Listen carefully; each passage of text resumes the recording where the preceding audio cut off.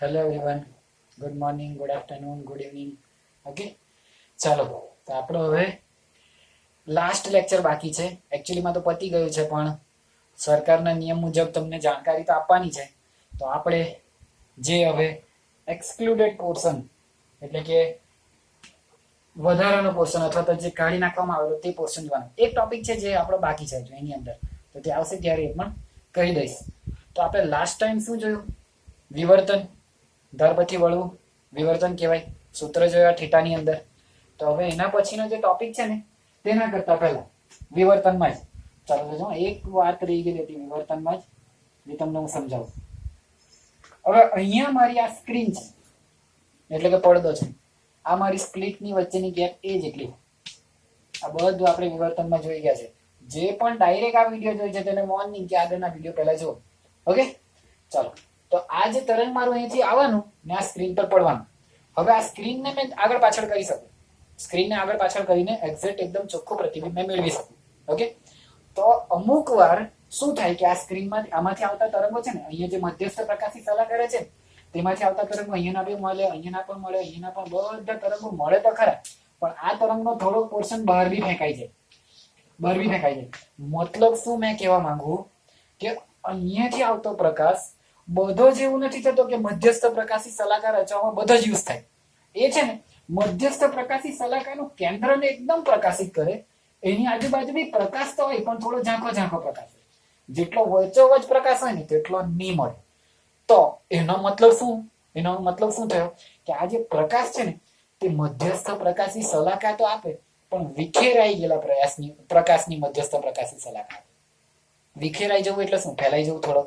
થોડો ગમતો ફેલાઈ જાય. તો એ દૂર કરવા માટે ફ્રેનલ અને ફ્રોનહોફર નામના બે વૈજ્ઞાનિકોએ અલગ અલગ પ્રયોગ કર્યા. એમણે શું મૂક્યું ખબર? લેન્સ મૂકી દીધો. આગળ શું મૂકી દીધો? લેન્સ મૂકી દીધો. આનાથી શું થાય?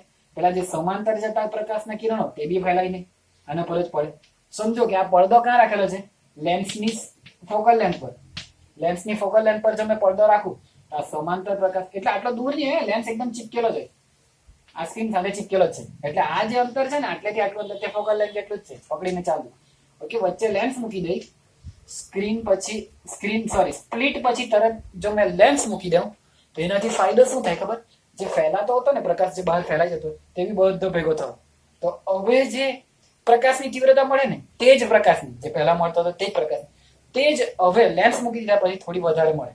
થોડી વધારે સારી ઇન્ટેન્સિટી અને થોડું વધારે ભેગું થયેલું મળશે. ક્લિયર થાય છે? તો આ પ્રયોગો ફ્રોનલ અને ફ્રેનહોફરે કરેલા ને એની પહોળાઈ શોધવાનું પણ સૂત્ર છે. જોજો. અને બીજી એક વસ્તુ હવે જે અહીંયા શલાકાઓ મળશે ને તે આવી મળશે. આવી જોજો, ગોળાકાર. કારણ શું? કારણ કે હવે આ તરંગ અગ્ર, આજે મારું આ તરંગ અગ્ર છે જે અહીંથી આવતું હતું, આ સ્પ્લિટની વચ્ચેની ગેપમાંથી નીકળતું હતું, તે તરંગ અગ્રમાં ભાઈ કઈ ને કઈ અડચણ આવી ગઈ. ની અડચણ કેવી છે? વર્તુળાકાર. તો અહીંયામાંથી બધા પસાર થતા તરંગો આ રીતના ભેગા થતા જાય. વર્તુળાકાર અડચણના કારણે ભેગા થઈને અહીંયા જે મધ્યસ્થ પ્રકાશી શલાકા આપે ને તે હવે ગોળાકાર હશે. ક્લિયર થાય છે? ને આનું નામ કદાચ જૂની ચોપડીમાં છે. આનું નામ છે યાદ કરવા દો, એરિસ ડિસ્ક. બરાબર,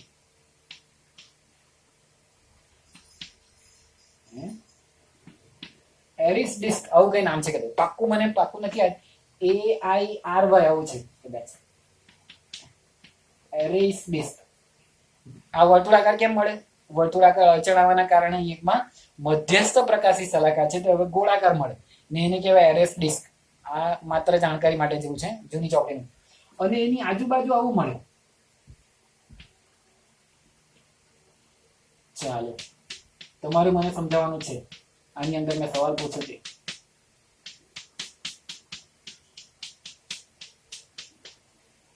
જે આ ગોળાકાર મળ્યું એમાં શું થયું ખબર? આ મધ્યસ્થ પ્રકાશી શલાકા પછી વચ્ચે થોડી ગેપ જઈને પાછી બીજી એક ગોળાકાર મળ્યું ને આ ગોળાકાર જે મળ્યું ને આને કહેવાય એરિસ રિંગ. જો આમાં પૂરેપૂરી ડિસ્ક છે, પૂરેપૂરું મટીરિયલ, પૂરેપૂરો પ્રકાશ છે, જ્યારે આમાં રિંગ જેટલો મટીરિયલ છે એટલે આને કહેવાય એરિસ રિંગ. શું કહેવાય? એરેસ રિંગ. હવે આ વચ્ચેની ગેપ કેમ પડી, મારો સવાલ એ છે ગેપ કેમ પડી. તો એ ગેપ છે ને તે અપ્રકાશી શલાકા છે. આપણે શું જોયું, મધ્યસ્થ પ્રકાશી શલાકા, એના પછી આવે અપ્રકાશી શલાકા, પછી પ્રથમ પ્રકાશી શલાકા, પછી પાછી અપ્રકાશિત, પછી દ્વિતીય પ્રકાશિત. ક્લિયર થાય છે. તો આ અપ્રકાશી શલાકાની ગોળાઈ છે, પછી પાછી પ્રકાશિત, પછી પાછી અપ્રકાશિત, પછી પાછી પ્રકાશિત. એના પછીની જોતા તો આ રીતની હતી કઈ આમાં હતી મટીરિયલ. ક્લિયર થાય છે ને મેં શું કહેતો છું. તો વચ્ચે ભાગને એરેસ ડિસ્ક કહેવાય ને આના બાજુના એરેસ રિંગ કહેવાય. ને ક્યારે મળે, જ્યારે આગળ લેન્સ જેવું વર્તુળ આગળ અડચણ મૂકી દો ત્યારે. હવે આની પહોળાઈ શોધવાનું પણ સૂત્ર છે. એ સૂત્ર શું છે ખબર તમને? આ સૂત્ર ખબર છે, થીટા બરાબર લેમ્બડા બાય એ. કે આ કરાવવાની જરૂર છે ડિફ્રેક્શનમાં? યાદ છે ને, પદ તફાવત જ્યારે લેમ્બડા જેટલો હોય, ત્યારે ખૂણો theta is equal to lambda by. જેને નથી ખબર ને તે કાં તો આગળના તમારા જે પેલી નોટ્સ બનાવેલી ને એમાં જુઓ, અથવા તો પછી વિડીયો જો આગળ theta is equal to lambda by. તો જો મારો ખૂણો theta is equal to lambda by a હોય, અને મેં તમને શું કીધેલું, હોરિઝોન્ટલ. અહીંયા જો ને થોડી સારી આકૃતિ દોરો. હોરિઝોન્ટલ સાથે બનાવેલો ખૂણાને જો મેં થીટા કહું, હોરિઝોન્ટલ એક્સિસ સાથે બનાવેલો ખૂણાને જો મેં થીટા કહું, આપણે આ રીતના જોઈએ. અહીં એકમાં આ થીટા થાય, તો આ થીટા થાય, આ લેમ્બડા હોય, આ એ જેટલી ગેપ હોય ને એના પછી sin theta is equal two સામેની બાજુ છેદમાં કર્ણ, પછી થીટા ઇઝ ઇક્વલ ટુ લેમ્બડાના છેદમાં એ. હવે આ ખૂણો બી મારો થીટા છે, તો થીટા ઇઝ ઇક્વલ ટુ અહીંયા શું છે, ખૂણો બરાબર ચાપના છેદમાં ત્રિજ્યા. ચાપના છેદમાં ત્રિજ્યા. તો આ ચાપ જે છે તે જ મારી આની પહોળાઈ છે. ચાપ જે છે તે જ આની પહોળાઈ છે. તો ધ્યાનથી સમજજો, થીટા ઇઝ ઇક્વલ ટુ આ ચાપ શોધવાની ક્વેશ્ચનમાં ના છેદમાં આટલું અંતર કેટલું છે, જો આટલેથી આટલું અંતર. મેં તમને શું કીધું, કેન્દ્ર લંબાઈ જેટલું અંતર આવે f, કેન્દ્ર લંબાઈ જેટલું ના છેદમાં f. તો આના પછી ક્વેશ્ચન માર્ક બરાબર શું થઈ જાય, ક્વેશ્ચન માર્ક બરાબર શું થઈ જાય, થીટા ઇન્ટુ f. ને થીટા ઇઝ ઇક્વલ ટુ શું છે, લેમ્બડા બાય a. તો lambda by a into f. તો આના પરથી શું યાદ રાખવાનું છે કે આની જે પહોળાઈ છે એની ત્રિજ્યા કેવો કે જે કેવો તે લેમ્બડા f ના છેદમાં a જેટલી થાય.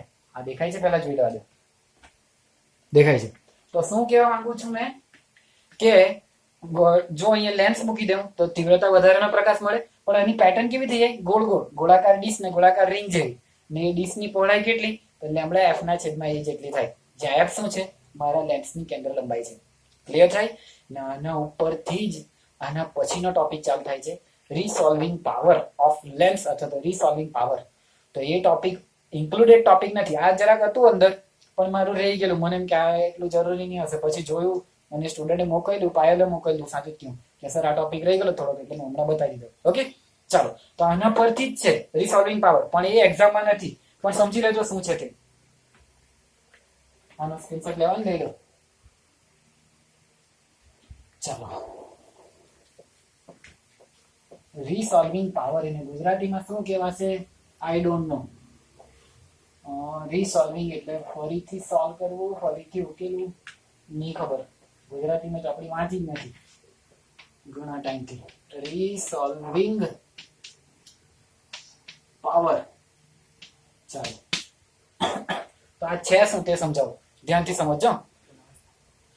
ઓકે, અહીંયા ધ્યાન આપજો. અહીંયા તો શું છે ખબર, હવે સમજો કે આટલેકમાં કોઈ બહુ દૂરના તારા છે, બે તારા આવી ના પાડો, બે તારા છે, ખબર પડે. આ બે તારાઓને મેં ટેલિસ્કોપ થી જોતો છે. આ મારો લેન્સ, ટેલિસ્કોપ નો એક લેન્સ થઈ ગયો. તો હવે આ લેન્સ થી જ્યારે મેં જોતો આ બંને તારા, મારે જોવો છે કોઈ એક જ તારો. પણ મારી આંખમાં જે એના પ્રતિબિંબ રચાશે તે તો બંનેના રચાવાના. જો આમાંથી આવતો છે પ્રકાશ, અહીંયા આ તારાનું એક પ્રતિબિંબ પહેલાનું, આ બીજા તારાનું બગડી ગયું, બીજા તારાનું આ પ્રતિબિંબ. તો આનાથી શું પ્રોબ્લેમ થઈ કે વસ્તુમાંથી આવતો પ્રકાશ અહીંયા પ્રતિબિંબ રચે ત્યારે અહીંયા જેટલી વસ્તુ હોય તે બધી જ બતાવે અંદર. તો જો આ બેમાંથી બે વસ્તુનું મારે ઓબ્ઝર્વેશન કરવું હોય, અથવા જો બેમાંથી કોઈ એક વસ્તુનું મારે ઓબ્ઝર્વેશન કરવું હોય, તો આ બંને તારા મને છૂટા છૂટા જોઈએ. ને કેટલા છૂટા છૂટા, જો ટચ થયેલા તે રીતના તો બીજા. જો આટલા બી છૂટા છૂટા દેખાય, એટલે તારાના પ્રતિબિંબ, તારા ઓરિજિનલમાં તો સાથે જ છે, સાથે નથી એકચ્યુઅલીમાં તો એમની વચ્ચે કરોડો માઇલનો અંતર હશે, પણ એટલા દૂર છે કે આપણને નજીક નજીક દેખાય છે. ઓકે, તો જો બે તારા મને આટલા બી છૂટા છૂટા દેખાય તો મેં આ બંને તારાનું ઓબ્ઝર્વેશન કરી શકું. તો આ લેન્સની નજદીકની વસ્તુઓને છૂટી છૂટી કરી આપવાની ક્ષમતાને એનો રિસોલ્વિંગ પાવર કહેવાય. ક્લિયર થાય છે? આ તારામાં નહીં સમજ પડે તો માઇક્રોસ્કોપ જો તમે પેલું સ્લાઇડ હોય, સ્લાઇડ, આ સ્લાઇડ ની અંદર કઈ ને કઈ નાખેલું હોય, કઈ ને કઈ કોશિકા કે શું કહો, ચાલો તો સમજો કે આવી રીતના બે ડોટ છે ને, બે કોષ છે. આ બે કોષો છે, આ બે કોષ, જીવંત કોષ. આપણે બાયોલોજી વાળી વાત કરતા ઓકે. તો એ કોષો જો એકબીજા હાથમાં મિક્સ થઈ ગયા તો બી મેં બેને ઓબ્ઝર્વ નહીં કરી શકું. તો આ બે જે નજીકના, એ તો ખબર ને, માઇક્રોની બી નજીકના અંતર એ બેની વચ્ચે, તો માઇક્રોસ્કોપ એટલે માઇક્રોના અંતરને જોઈને આપે. તો એટલા નજીકના બે કોષોને મારે અહીંયા છૂટા છૂટા કરી આપવાની આ લેન્સની અથવા તો સાધનની ક્ષમતાને એની રિસોલ્વિંગ પાવર કહેવાય, એનો રિસોલ્વિંગ પાવર કહેવાય. તો હવે તો ક્લિયર થઈ ગયું. ઘણી નજીક રાખેલી વસ્તુઓને છૂટી કરી આપવાની સાધનની ક્ષમતાને એનો રિસોલ્વિંગ પાવર કહેવાય. ક્લિયર થાય છે? એનું ગુજરાતી નામ જો તમારી ચોપડીમાં મારેલું તો જોઈ લો, નહીં તો આ જ હશે ગુજરાતીમાં કદાચ લખેલું હોય તો. ઓકે, ધ્રુવી ભવન કહેવાય, ધ્રુવી ભવન બકરી નહીં, પોલરાઇઝેશન એટલે ધ્રુવી ભવન. આને રિસોલ્વિંગ પાવર. હવે છૂટા કેટલા છૂટા, એના માટેનું એક સૂત્ર છે. જો હવે લેન્સ વાળી એક પ્રોપર આકૃતિ દોરું તો આવું જો, આ લેન્સ છે, આમાંથી નીકળ્યું આ પ્રકાશનું કિરણ, જોયા જો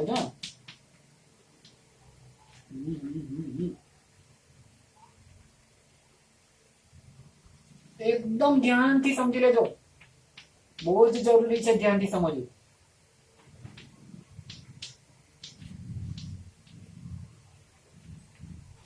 તો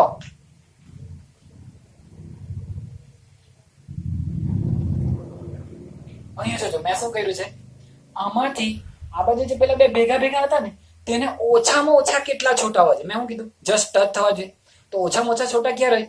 જ્યારે એ બંનેની મધ્યસ્થ પ્રકાશિત, પહેલા એ તો કીધું કે મધ્યસ્થ પ્રકાશિત ગોળ ડિસ્ક જેવી બને, એરેસ ડિસ્ક, આગળના ટોપિકમાં વાત કરી. ઓકે, તો ધ્યાનથી સમજો, આજે આ બે એરે ડિસ્ક છે ને એ એકબીજાને જસ્ટ ટચ જ થાય. અહીંયા જો જસ્ટ ટચ થાય, અહીંયાથી મેં ઉપર બી જઈ શકું, અહીંથી મેં નીચે બી જઈશ. જસ્ટ ટચ થાય ને ત્યારે એ બંને એકબીજાથી છૂટા કહેવાય. ઓકે, આટલા મિનિમમમાં મિનિમમ, આનાથી વધારે છૂટાય તો બી ચાલે, પણ મિનિમમમાં મિનિમમ આટલા છૂટા હોવા જોઈએ. ક્લિયર થાય છે? તો આ જો આટલા મિનિમમમાં મિનિમમ છૂટાય ને તો એ છૂટાય તે બે વચ્ચેનું અંતર કેટલું? આ અંતર કેટલું? એક મધ્યસ્થ પ્રકાશી શલાકાના સેન્ટરથી લઈને એની ધાર સુધીનું અંતર, મિનિમમમાં મિનિમમ અંતર કેટલું? એક મધ્યસ્થ પ્રકાશી શલાકાથી એની ધાર સુધીનું અંતર. એ ધાર પાસેથી બીજી ચાલુ થતી હોય તો કોઈ વાંધો નહીં, તો છૂટી કહેવાય. પણ એની ધારની અંદર આવી જાય તો પછી છૂટા નહીં કહેવાય. એટલે શું કહેતો છે? એકના કેન્દ્રથી લઈને બીજાની ધાર સુધીના અંતરને એનું ઓછામાં ઓછું છૂટું દેખાવા માટેનું અંતર કહેવાય. અથવા એમ કહી શકું કે એક મધ્યસ્થ પ્રકાશી શલાકાની ત્રિજ્યા, જો મને ત્રિજ્યા ખબર હોય તો ત્રિજ્યા જેટલો જો આ બીજો દૂર હોય તો ધાર પર જ આવી જવાનો. આ જો આ એક વર્તુળ છે, આની આર જેટલી ત્રિજ્યા છે. હવે મારે બીજી રીંગ દોરવી છે કે આના કેન્દ્રથી આર જેટલી દૂર દોરવી છે. તમે અહીંયા દોરું, ગમે ત્યાં દોરું, એ આર જેટલી છૂટી થાય ને એટલે બહાર જ નીકળી જાય, સપાટીના કિનારે જ આવી જાય. ક્લિયર થાય છે? તો બે વચ્ચેનું અંતર કેટલું અથવા તો એકની ત્રિજ્યા જેટલું થાય ને એ અંતર કેટલું, એનું એક સૂત્ર છે જે ડાયરેક્ટ વ્યાખ્યાયિત કરેલું છે. કિર્ચોફ અને એક બીજા ભાઈ છે, તેનું નામ મને નથી યાદ. કિર્ચોફનું નામ યાદ?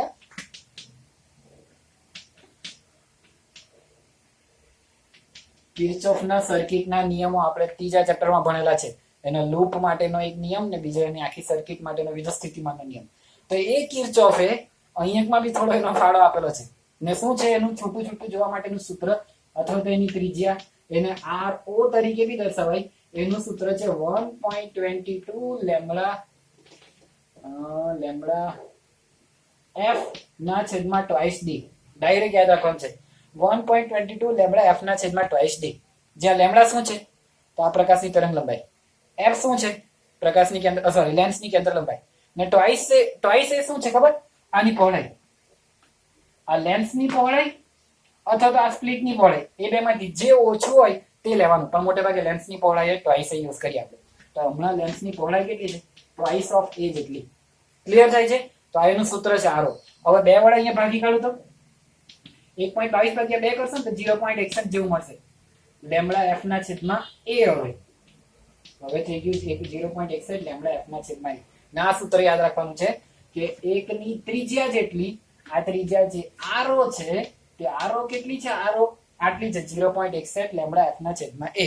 તો કિર્ચોફે શું વિધાન આપેલું કે કોઈ પણ સાધનની કોઈ પણ સાધનની બે નજીકની વસ્તુઓને છૂટી છૂટી જોવા માટે તે વસ્તુઓ વચ્ચે રાખવા પડતું અથવા તો મળી શકતું સાધનથી મળી શકતું ઓછામાં ઓછું અંતર r is equal to 0.61 lambda f ના છેદમાં a હોવું જોઈએ. ક્લિયર થાય છે? જ્યાં a શું છે? હાફ, ટ્વાઇસ a એટલે હું આટલા લેન્સની પહોળાઈ અથવા તો લેન્સનો વ્યાસ બી કહેવાય એને. શું કહેવાય બીજું? લેન્સનો વ્યાસ. આપણે ટેલિસ્કોપ જોઈશું ત્યારે એને ટ્વાઇસ જ કરશું, પણ માઇક્રોસ્કોપ લેશું ત્યારે એના લેન્સના વ્યાસ તેને આપણે હવે કેપિટલ D થી બી ડિનોટ કરશું.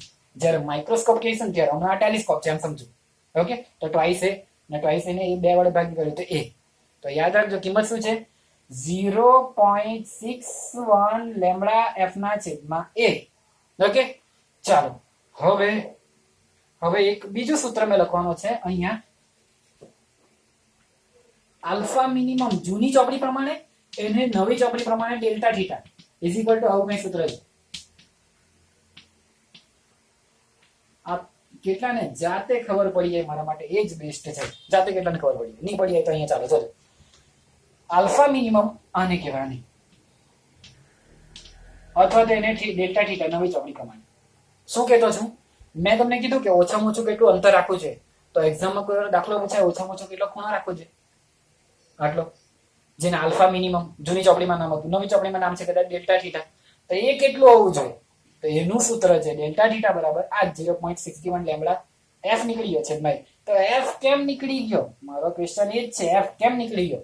કારણ કે સૂત્ર શું આવે? સૂત્ર ખૂણોનું, ખૂણો બરાબર ચાપ ના છેદમાં ત્રિજ્યા.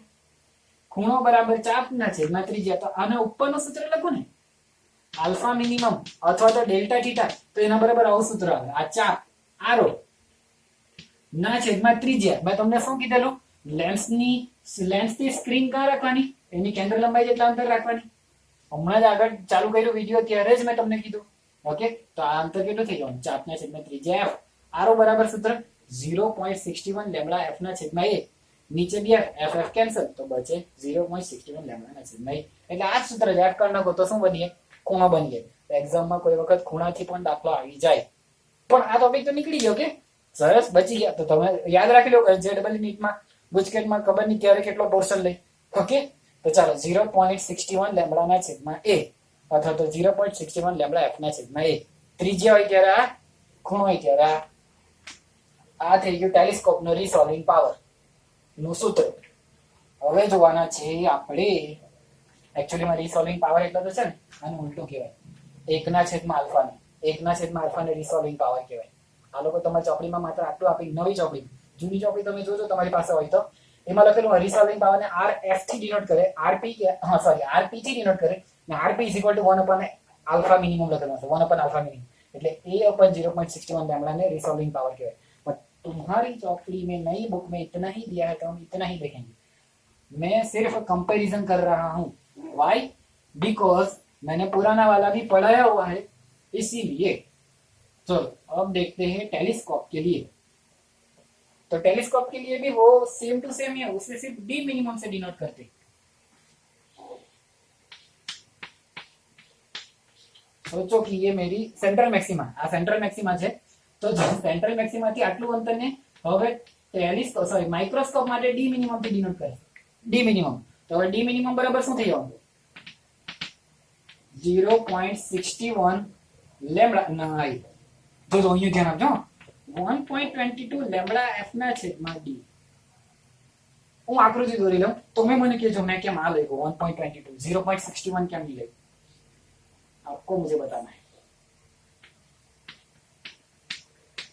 हाँ, पहलू तो कारण છે કે અહીંયા d છે એટલે મેં આ d લખ્યો. આ 1.22 કેમ લખ્યું? આ તમારે મને કહેવાનું છે. ચાલો, તો આ લખવાની પાછળનું કારણ શું છે વિચાર્યું? મને કહેવાનું છે પણ કેવી ના કહેવાનું, લઈ લેજો તો છે ને. ચાલો કઈ 1.22 લેમ્બડા f ના છેદમાં d.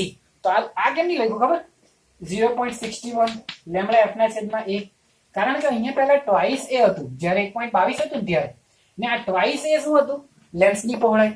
ને મેં તમને શું કીધું? જ્યારે માઇક્રોસ્કોપ આવે ને ત્યારે લેન્સની પહોળાઈને એના વ્યાસ d થી ડિનોટ કરીશું. તો જો મેં a ની જગ્યાએ d લખી દઉં ને તો એ જે 1.22 ની જગ્યાએ 0.61 મેં એવું લખી દઉં 0.61 લેમ્બડા f ના છેદમાં d. તો ટોટલી રાઉન્ડ થઈ જાય. ટ્વાઇસ a ની જગ્યાએ d લખવાનું હોય એટલે આ સૂત્ર આખું જેમ હતું તેમ જ રહેવા દેવું પડે. યાદ રાખજો, અહીંયા એકમાં સ્ટાર કરીને ડી લખે ત્યારે 1.22 રહેવા દેવાનું છે. તો ડી મિનિમમ નું સૂત્ર શું થઈ ગયું? એ જ છે D. Principle same to same છે. એકમાં માઇક્રોસ્કોપ છે, એકમાં ટેલિસ્કોપ છે. ને ટેલિસ્કોપમાં તો પેલું પતી ગયું, આમાં કન્વર્ટ થશે. આ ડી ના છેદમાં એફ કન્વર્ટ થઈ જશે, ખૂણામાં બદલાઈ જશે. તો આ મારી આટલે મૂકેલી હતી પેલી પટ્ટી, જેની અંદર પેલું તમે દ્રાવણ નાખો. માઇક્રોસ્કોપ એટલે આ લેન્સ છે, તો એની અંદર આ દ્રાવણ નાખેલું છે, એમાંથી આમે જોતો છે ને, અને છોટું છોટું જોવું છે મારે. તો આ જે અહીંયા એકમાં દ્રાવણ છે, એને આ લેન્સ સાથે બનાવેલા ખૂણાને બીટા કહેવાય. તો આ બીટામાં સૂત્ર લાવવાનું હોય. તો જોજો, આ બીટા કહેવાય. આટલેથી આટલું આખું અંતર કેટલું છે? ડી. તો આટલું અડધું કેટલું થાય? આટલું અડધું કેટલું થાય? d/2.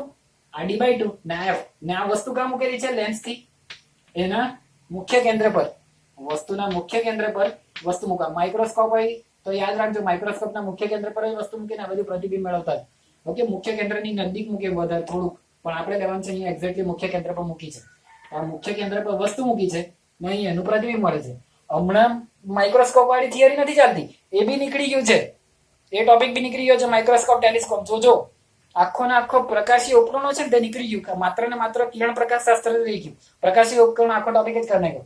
તો એ માઇક્રોસ્કોપમાં હમણાં આપણે પ્રતિબિંબ નથી જોવાનું, આપણે પ્રતિબિંબ છૂટું જોવા માટેનું અંતર માપતા છે. તો હમણાં આ ખૂણો tan બીટા, જો મેં આવું લખું tan બીટા, તો tan બીટા બરાબર શું થઈ જાય? સામેની બાજુ છેદમાં પાછળની બાજુ d/2 ના છેદમાં f. તો d/f બરાબર શું થઈ જાય? છેદમાં 2 2 ઉપર જતો રહે તો 2 tan બીટા, છેદમાં 2 ઉપર જતો રહે તો 2 tan બીટા. તો અહીંયા છે d/f અથવા તો f/d. તો જોતા રહેજો, અહીંયા મેં લખું છું 1.22 લેમ્બડા ના છેદમાં 2 tan બીટા. ખબર પડી? f છે અંશ, તે છેદની છેદમાં સમજો, તો d/f ની જગ્યાએ 2 tan બીટા. તો આ જે સૂત્ર છે ક્યાં લખું? ઉપર લખું. d મિનિમમ બરાબર, જોતા રહેજો, આ બહુ બધું હજુ કન્વર્ટ થવાનું છે. d મિનિમમ બરાબર 1.22 લેમ્બડા ના છેદમાં 2 tan બીટા. આ છે મારું ખૂણાની સાથે d મિનિમમ નું સૂત્ર. અને આને કન્વર્ટ કરીને હવે લખીશ d મિનિમમ બરાબર 1.22 લેમ્બડા ના છેદમાં 2 sin બીટા. આ છે મારું sin માં સૂત્ર tan ની જગ્યાએ. કારણ શું? ખૂણો ખૂબ જ નાનો હોય ત્યારે sin theta is nearly equal to theta is nearly equal to tan theta.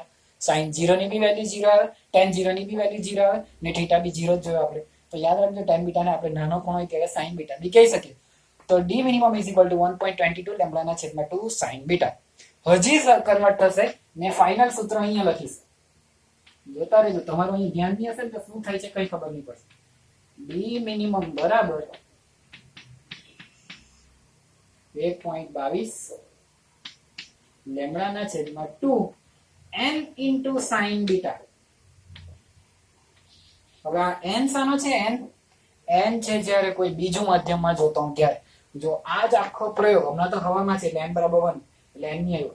જ્યારે કોઈ બીજું તેલ વાળું માધ્યમમાં જોતો હું ત્યારે તે માધ્યમનો વક્રીભાવનાંક કઈ ને કઈ આવે તો તે n બી આપણે સાથે ભાગવો પડે. યાદ રાખજો. તો એ સૂત્ર થઈ જશે હવે 2n sin બીટા. અને આ n જે છે ને એનો એક MCQ આવતો હતો. આ જે ઓઇલ વાપરીએ ને આપણે ઓઇલ, એનો વક્રીભાવનાંક એવો રાખવામાં આવે, ઓઇલનો વક્રીભાવનાંક એવો સેટ કરવામાં આવે કે એ વક્રીભાવનાંક આ લેન્સના વક્રીભાવનાંકને મળતો આવે.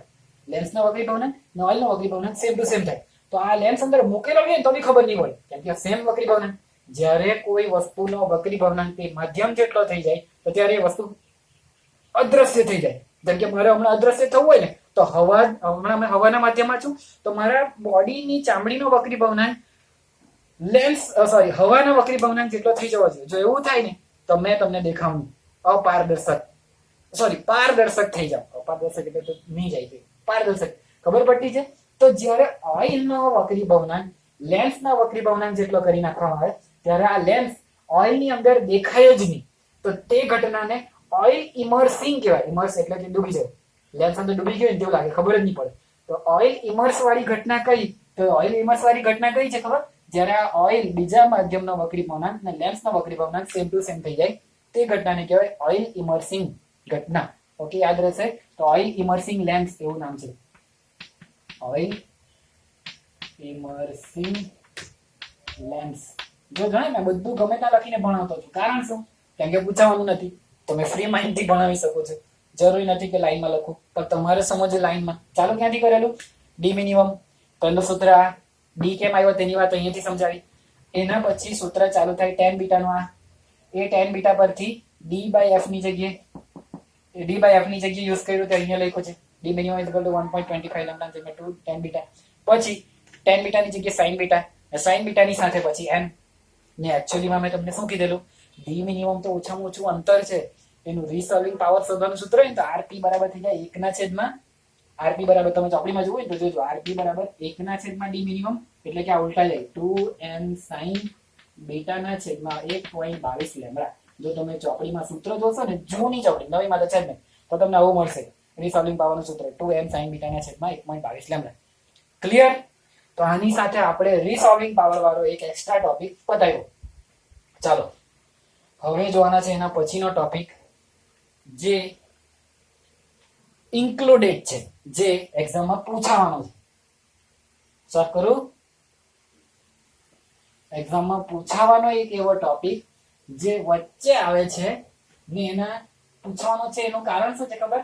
કે મેં એના એક્ઝામ્પલ ઇંગ્લિશ મીડિયમ વાળાને કરાવ્યા ને તો એના એક્ઝામ્પલ ઇન્ક્લુડેડ હતા. એ ટોપિક બી નીકળી ગયો એવું નથી, પણ એની વચ્ચેનો પોર્શન નીકળી ગયો એટલે પછી મને એમ થયું કે એ બી નીકળી જ ગયો હશે, પણ એ ટોપિક ઇન્ક્લુડેડ છે ને એનું સૂત્ર જ બહુ કામનું છે. એનું નામ છે વેલિડિટી ઓફ રે ઓપ્ટિક્સ, અથવા તો ગુજરાતીમાં લખીએ તો કિરણ પ્રકાશ શાસ્ત્રની વેલિડિટી લિમિટ. ક્યાં સુધી કિરણ પ્રકાશ શાસ્ત્ર લગાડી શકે? ક્યાંથી કિરણ, મેં સમજાવું ને તે જ ધ્યાનથી સમજો. પ્રકાશ શાસ્ત્ર લાગુ પાડી શકાય. ચાલો ધ્યાનથી સમજો. ક્યાંથી કિરણ પ્રકાશ શાસ્ત્ર પાડી શકાય એનો મતલબ શું ખબર? કે આપણે એવું કઈ જોઈશું કે જેમાં આપણે કઈ ચેન્જીસ કરતા જાવ ને તો તરંગ પ્રકાશ શાસ્ત્રમાંથી કિરણ પ્રકાશ શાસ્ત્ર લાગુ ચાલુ થઈ જાય. તરંગથી કિરણ તરફ જવું, એક પોઈન્ટ એવો આવે કે ત્યાંથી આપણે કિરણ તરીકે લઈ શકીએ. એની વાત કરવાની છે કે ક્યાંથી કિરણ પ્રકાશ શાસ્ત્ર લાગુ પાડી શકાય. તો જોજો સમજજો ધ્યાનથી. આ સ્પ્લિટની વચ્ચેની ગેપ એ, અથવા તો ચલો પકડીને ચાલો કે તમારી પાસે આ છે, જે રીતના પકડીને ચાલો તે રીતના, મને કોઈ વાંધો નથી. બે સોર્સ છે S1 અને S2. આખું ના યંગના ડબલ સ્પ્લિટનો પ્રયોગ છે. આટલીમાં મારો પડદો છે તો પડદા સુધીનું અંતરને કેપિટલ ડી, આ અંતરને સ્મોલ ડી, અહીંયામાંથી કઈ ને કઈ પ્રકાશ યુઝ થતો છે. તો આ સલાકાની પહોળાઈ શોધવાનું સૂત્ર શું આવે? સલાકાની પહોળાઈ શોધવાનું સૂત્ર શું આવે? યાદ છે? Beta is equal to lambda capital D ના છેદમાં સ્મોલ ડી. હવે પાછી તારવણી નથી આપવાનું. એક્સએન બરાબર કોઈ બી રીતના વધી શકાય. બે ક્રમિક પ્રકાશી અથવા તો બે ક્રમિક અપ્રકાશી સલાકાઓ વચ્ચેની પહોળાઈને બી આ જ કહેવાય, લેમ્બડા કેપિટલ ડી ના છેદમાં સ્મોલ ડી. ની ખબર પડે ને તો સૂત્ર જોવાના, વિડીયો જોવાના, રિવિઝન કરવાનો પેજનું, તો બધું ખબર પડશે. તો જોજો અહીંયા ધ્યાન આપજો. તો આ મારી મધ્યસ્થ પ્રકાશી સલાકાની પહોળાઈ બી આટલી જ થશે, લેમ્બડા કેપિટલ ડી ના છેદમાં સ્મોલ ડી. હવે જ્યારે મેં આ પડદાને દૂર લઈ જવા, એટલે કે આ સ્ક્રીન છે તેને જો મેં દૂર લઈ જાઉં તો મારો ક્વેશ્ચન એ છે કે આ સલાકાની પહોળાઈ વધશે કે ઘટશે? મનમાં વિચારો. જેમ જેમ મેં આ પડદાને દૂર આને કઈ નથી કરતો, અને જેમ જેમ આ પડદાને દૂર લેતો જવા તેમ તેમ આ સલાકાની પહોળાઈ વધતી જશે કે ઘટતી જશે? વિચારો. તો સલાકાની પહોળાઈ વધતી જશે. એની પાછળનું કારણ શું? જો આ અંતર ડી છે, જેમ જેમ દૂર જવા તેમાં ડી અંતર વધતું જશે ને. જો ડી વધે તો બીટા વધે. બીટાને ડી સમપ્રમાણ, જો બીટા ચાલે છે ડી, તો જેમ જેમ મેં દૂર લઈ જવા તેમાં ડી મારો વધતો જવાનો. જો ડી ઇન્ક્રીઝ થશે તો બીટા પણ ઇન્ક્રીઝ થવાનું, સમપ્રમાણ છે. જો બીટા ઇન્ક્રીઝ થવાનો મતલબ કે સલાકાની પહોળાઈ મોટી થવાની. તો આના પરથી શું ખબર પડે કે અહીંથી જે આવતો આ પ્રકાશ છે ને તે જેમ જેમ આ સ્ક્રીન દૂર જતી હોય ને તેમ તેમ સલાકાને મોટી કરતો જાય ને એક ટાઈમ એવો આવશે કે સમજો કે અહીંયા પહોંચ્યા ત્યારે આ સલાકાની પહોળાઈ મારી આ સ્પ્લિટની વચ્ચેની ગેપ જેટલી થઈ ગઈ. સ્પ્લિટની વચ્ચેની ગેપ ક્યારે કહી શકું? જ્યારે મેં એ જેટલું ધારું ત્યારે. એટલે કે મારા S1 ને S2 સોર્સ નથી, મારી પાસે સ્પ્લિટ છે, તો ત્યારે સ્પ્લિટની વચ્ચેની ગેપ જેટલી થઈ ગઈ, અથવા તો બે સોર્સ વચ્ચેના ડિસ્ટન્સ ડી જેટલી થઈ ગઈ. ગમે તે રીતના બતાવી શકો. ઓકે, જૂની ચોપડીમાં ડી થી છે, નવી ચોપડીમાં એ થી છે, એટલે મેં ઘડી એની વાત કરતો છું. ઓકે, તો યાદ રાખો, જેમ જેમ મારો પડદો દૂર જતો જશે તેમ તેમ મારી સલાકાની પહોળાઈ વધતી જશે. એક ટાઈમ એવો આવશે કે જ્યારે, ધ્યાનથી સમજો, એક ટાઈમ એવો આવશે કે જ્યારે આ પહોળાઈ વધીને આ ગેપ જેટલી થઈ જશે, વધીને આ ગેપ જેટલી થઈ જશે, ત્યાર પછી દૂર જશે તો કિરણ પ્રકાશ શાસ્ત્ર. એનું કારણ શું ખબર? હવે તમને થિયોરિટિકલ પોર્શન, સૂત્રથી નહીં, થિયોરિટિકલ પોર્શન શું થશે ખબર?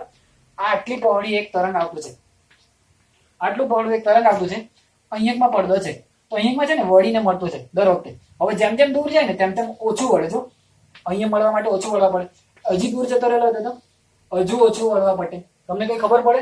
તો મેં શું કહેતો છે, જેમ જેમ એ દૂર જતું જશે ને તેમ તેમ એનો વળાંક ઓછો થશે પડદા પર પડવા માટે. તો એક ટાઈમ એવો આવશે કે આ પ્રકાશનું કિરણ સીધું આવશે, સીધું જ નીકળી જશે. એટલું દૂર છે કે સીધું આવશે ને અહીંયા મળે ત્યારે સીધું જ મળીએ. એનાથી દૂર જાઓ તો આપણે સીધું કિરણ પ્રકાશ શાસ્ત્ર જ બતાવી શકીએ, વળે જ નહીં. ક્લિયર થાય? એક ટાઈમ એવો આવે કે સીધું આના પર પડે, એનાથી દૂર જાઓ તો વળે જ નહીં, એકદમ સીધું જ જાય. ક્લિયર થાય છે મેં શું કહેતો છું? તો એનો મતલબ એમ થાય કે જેમ જેમ સ્ક્રીન દૂર જતી જાય તેમ તેમ આ મધ્યસ્થ પ્રકાશી શલાકાની પહોળાઈ વધતી જાય. એક લિમિટ એવી આવે કે જ્યારે આ પહોળાઈ અને મધ્યસ્થ પ્રકાશી શલાકાની પહોળાઈ સરખી થઈ જાય, એનાથી દૂર જાઓ તો કિરણ પ્રકાશ શાસ્ત્ર. કેમ કે પ્રકાશ સીધો જ નીકળે છે ને સીધો જ આના પર પડે. એનાથી નજીક આવો તો વળીને પડવા, નજીક આવો તો એકદમ વળીને પડે. અહીંયા તો પડદો રાખેલો હતો એકદમ વળીને પડે. જેમ જેમ દૂર જાય તેમ તેમ ઓછું ને ઓછું વળતું જાય. એટલે કે જેમ દૂર જામ તેમ પહોળાઈ ને આ પ્રકાશ વળે નહીં, એટલે કે સીધો નીકળતો જાય. આની પહોળાઈ જેટલો થઈ જાય ત્યાં સુધી સીધો એનાથી દૂર જાય તો કિરણ પ્રકાશ શાસ્ત્ર. ઓકે, તો આના શબ્દોમાંથી આપણે સૂત્ર બનાવવાના છે. શું? ક્યાં સુધી તરંગ પ્રકાશ શાસ્ત્ર લાગુ પાડી શકાય? જ્યાં સુધી આપણને આ પહોળાઈ ને આ પહોળાઈ સરખી થઈ જાય ત્યાં સુધી. એનાથી દૂર જાય તો કિરણ પ્રકાશ શાસ્ત્ર. તો ક્યાંથી કિરણ પ્રકાશ શાસ્ત્ર? જ્યાંથી તરંગ પૂરું થાય ત્યાંથી કિરણ પ્રકાશ શાસ્ત્ર.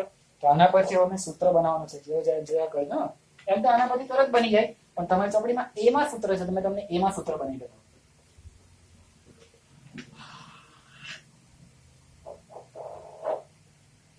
ચાલો, આટલે સુધીની ગેપ મારી આ એ છે. આ કોઈ બીજું અંતર છે. અંતર સમજો કે આને મેં હમણાં ઝેડ અંતર કીધું. કેટલું અંતર છે? ઝેડ જેટલું. તો હમણાં મને અહીંયાથી શલાકાની કઈ ને કઈ પહોળાઈ મળશે.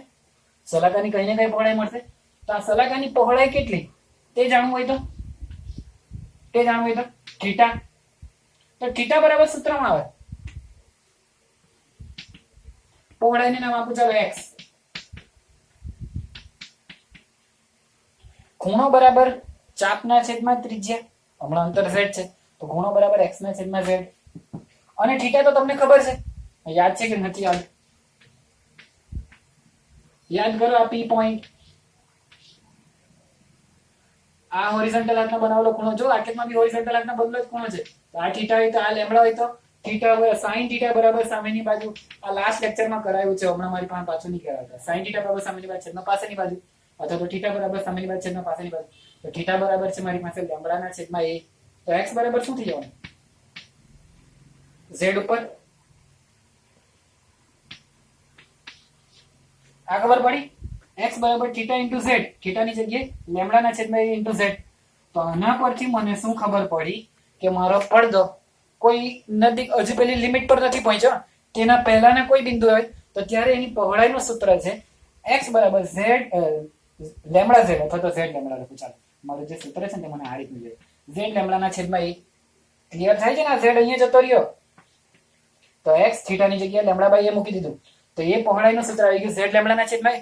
હવે આ પડદાને મેં હજુ દૂર જતો ગયો, સમજો કે આટલે પહોંચ્યો એટલે મારી આ મધ્યસ્થ પ્રકાશી શલાકાની પહોળાઈ, મારી આ ગેપ એ જેટલી થઈ ગઈ. તો જો અહીંયામાં જો આ પહોળાઈ ને આ પહોળાઈ સેમ ટુ સેમ થઈ જાય તો ત્યાર સુધીના અંતરને ZF કહેવાશે. કયું અંતર કહેવાશે? ZF. ZF એટલે F કયો આવ્યો ખબર? એ ફ્રોનહોફર ને ફ્રેસ્નલ છે ને, ફ્રેસ્નલ, તેમાંનો ફ્રેસ્નલનો ફ્રેનલ, એનો ફ્રેનલ છે, સોરી, જે ફ્રેનલ છે ને, ફ્રેનલ, તેણે એના નામ પરથી એનો z સાથે સફિક્સમાં f આપેલો છે. તો જ્યાં થોડું કન્ફ્યુઝિંગ છે કે આ z જ છે, અંતરને z જ કીધું છે, ખાલી સફિક્સમાં જ છે, f ની કોઈ વેલ્યુ નથી. એ ફ્રેસ્નલના નામ પરથી છે. તો એ ZF એટલે એવું અંતર કે જ્યાં સુધી મારું તરંગ પ્રકાશ શાસ્ત્ર ચાલતું હોય ત્યાર પછી કિરણ પ્રકાશ શાસ્ત્ર ચાલુ થઈ જાય. તો ક્યાંથી કિરણ પ્રકાશ શાસ્ત્ર ચાલુ થઈ જાય?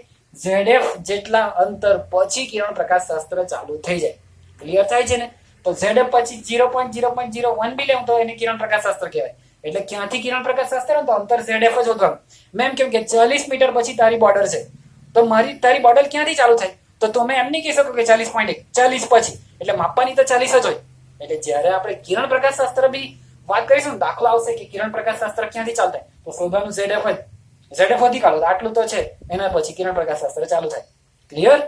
ચાલો, તો હવે આ સૂત્રને મેં લખું તેને ધ્યાનથી જોજો. આ સૂત્રને આ પોઈન્ટ માટે મેં જ્યારે એપ્લાય કરું ત્યારે મેં આવું લખી શકું. આ કેટલાને ખબર પડી?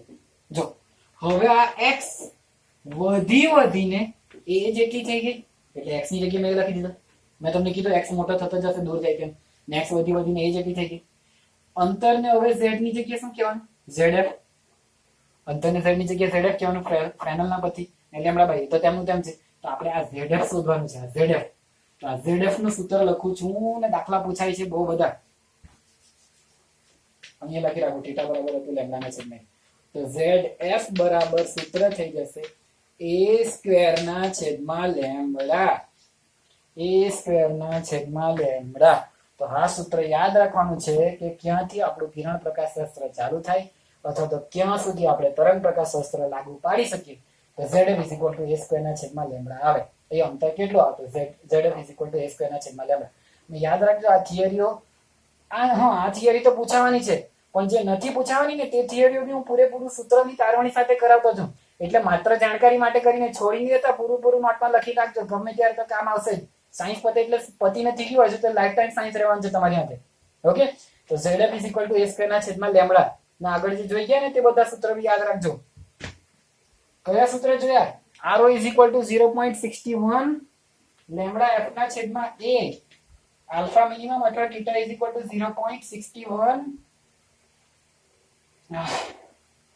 લેમ્ડા ના છેદમાં a, d minimum 1.22 lambda f ના છેદમાં d, ને એના પછી d બાય f ની જગ્યાએ 2 tan θ અને tan θ ની જગ્યાએ sin θ અને sin θ ની સાથે n sin θ. જ્યારે તેલ વાળો વક્રી ભગ્નાંક હોય ત્યારે, ને એ ઘટનાને શું કહેવાય? જ્યારે તેલનો વક્રી ભગ્નાંક ને લેન્સનો વક્રી ભગ્નાંક સેમ થઈ જાય, ઓઇલ ઇમર્સિંગ લેન્સ. યાદ રાખજો બધું. ઓકે, ચાલો ZF ની વાત થઈ ગઈ. હવે આપણે આ ચોપડીનો માત્ર લાસ્ટ એવો ટોપિક બાકી છે, ને જરાક મોટો ટોપિક છે, ધ્રુવીભવન. ઓકે, તો ધ્યાન આપજો. પોલરાઇઝેશન આપણે અત્યાર સુધીમાં 2 વાર જોઈ ગયા. અને આની સાથે આ ચેપ્ટર પૂરું, મતલબ કે તમારું 12મા ધોરણના બધા ભારી ચેપ્ટર પૂરા. આના પછી જે ચેપ્ટરો છે ને હેલા છે, એટલા ભારી નથી, ચિંતા કરવા જેવી કોઈ વસ્તુ નથી. સેમિકન્ડક્ટરમાં એક બી થિયરી થોડી ભારી આવશે. ચાલો, ધ્રુવીભવન. તો પહેલું તો ફ્રી થઈ જાવ, કેમ કે એક્ઝામમાં નથી પૂછવાનું, એટલે ફ્રી માઇન્ડથી ભણવાનું. જ્યારે ફ્રી માઇન્ડથી ભણો ત્યારે વિઝન વધારે ક્લિયર થાય. અહીંયા ધ્યાન આપજો. ચાલો, તો ધ્રુવીભવનને પોલેરાઇઝેશન બી કહેવાય. એટલે આપણે 2 પ્રકારના ધ્રુવીભવન જોઈ ગયા છે. એક વિદ્યુતનું ધ્રુવીભવન પોલેરાઇઝેશન, ડાયપોલ મોમેન્ટની આગળ પછી તરત આવેલું પોલેરાઇઝેશન P, કેપિટલ P, ને એના પછી ચુંબકનું ધ્રુવીભવન, તેને મેગ્નેટાઇઝેશન કહેવાય, M, કેપિટલ M. હવે જોવાના છે પ્રકાશનું ધ્રુવીભવન. તરંગ પ્રકાશ શાસ્ત્ર જોઈએ ને તો તરંગ પ્રકાશનું ધ્રુવીભવન જોવાના છે. તો ધ્રુવીભવનમાં આપણને એક વસ્તુ ખબર હતી કે જ્યારે મેં વિદ્યુતનું ધ્રુવીભવન જોતો હતો ને ત્યારે વિદ્યુતીય ડાયપોલો મારી, સમજો કે આ ધન ને આ ઋણ છે, તો વિદ્યુતીય ડાયપોલો બધી આ રીતના ડમ્બેલ્સ આકારમાં ગોઠવાઈ જતી હતી. યાદ કરો આકૃતિઓ, યાદ કરો. 6 મહિના પહેલા જ ભણ્યા, 6 મહિના બી નથી ભણ્યા, 4-5 મહિના પહેલા જ ભણ્યા.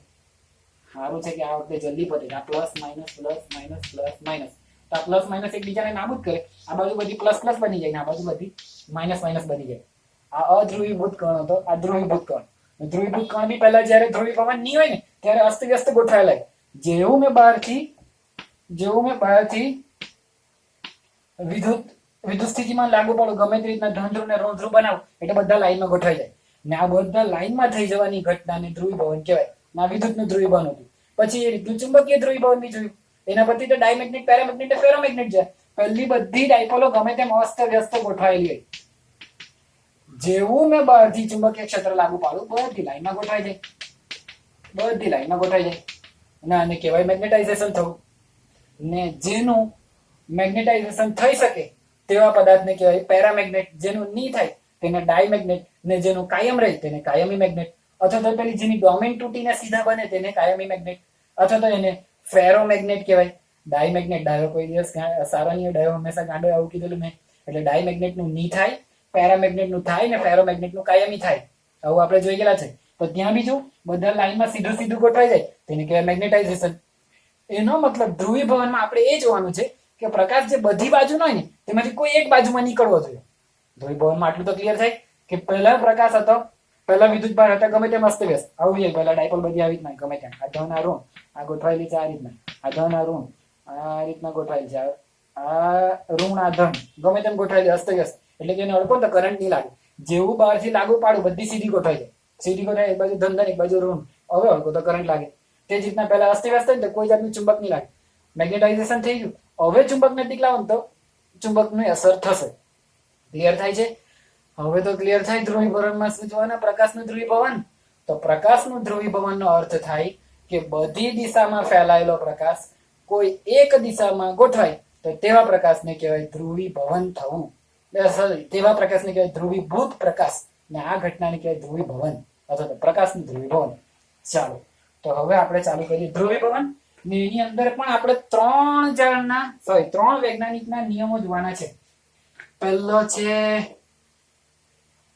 પહેલા નામ મેં ભૂલી ગયો, બુસ્ટર માલસ નિકોલસ. હા ચાલો, પહેલો છે માલસ. બીજા ભાઈનો પ્રયોગ છે તેનું નામ છે નિકોલસ. તેનો તો પ્રિઝમ જ જોવાના છે. એના ગુંદરનું નામ હતું, પાછું ભૂલી ગયો, કેનેડા વાલ્સન એવું કઈ નામ છે. ચાલો જોજો. તો એકવાર અહીંયા આકૃતિ દોરીને બતાવો.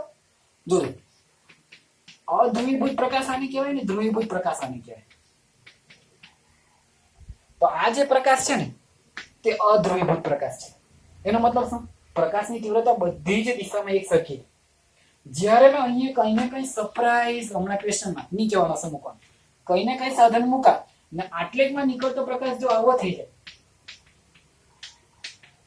આ પ્રકાશના પ્રસરણની દિશા, આ એના પ્રસરણની દિશા, જો અહીંયા પણ મૂક્યા પછી જો એ આવો થઈ જાય તો આને કહેવાય ધ્રુવીભૂત પ્રકાશ. હમણાં કઈ દિશામાં ધ્રુવીભૂત થઈ ગયો? માત્ર આ દિશામાં. જો માત્ર આ જ રહ્યો, બીજા બધા ગાયબ થઈ ગયા, તો આને કહેવાય ધ્રુવીભૂત પ્રકાશ. અથવા તો આને કહેવાય તલ ધ્રુવીભૂત પ્રકાશ. તલ, સમતલ ખબર છે? સમતલ એટલે કે આ સમતલ બનાવે છે, સમતલ દેખાય એટલે આને તલ ધ્રુવીભૂત પ્રકાશ બી કહેવાય. આપણે પણ એને માત્ર ધ્રુવીભૂત પ્રકાશ કહેવાય. આ છે મારો અધ્રુવીભૂત પ્રકાશ. તો જે સાધનથી આ ધ્રુવીભૂત પ્રકાશ બનાવી શકાય તેને આપણે હવે તેની વાત કરવાના. તો મ્યુઝિક વગાડીએ, ટેન સરપ્રાઈઝ ખોલવાની. તો આને કહેવાય પોલેરાઇઝર. જો ધ્રુવીભવનનું ઇંગ્લિશ નામ છે પોલેરાઇઝેશન. ધ્રુવીભવનને ઇંગ્લિશમાં કહેવાય પોલેરાઇઝેશન. તો જે સાધન અધ્રુવિત પ્રકાશને ધ્રુવીભૂત કરી આપે એટલે કે પોલેરાઇઝ કરી આપે તેને કહેવાય પોલેરાઇઝર.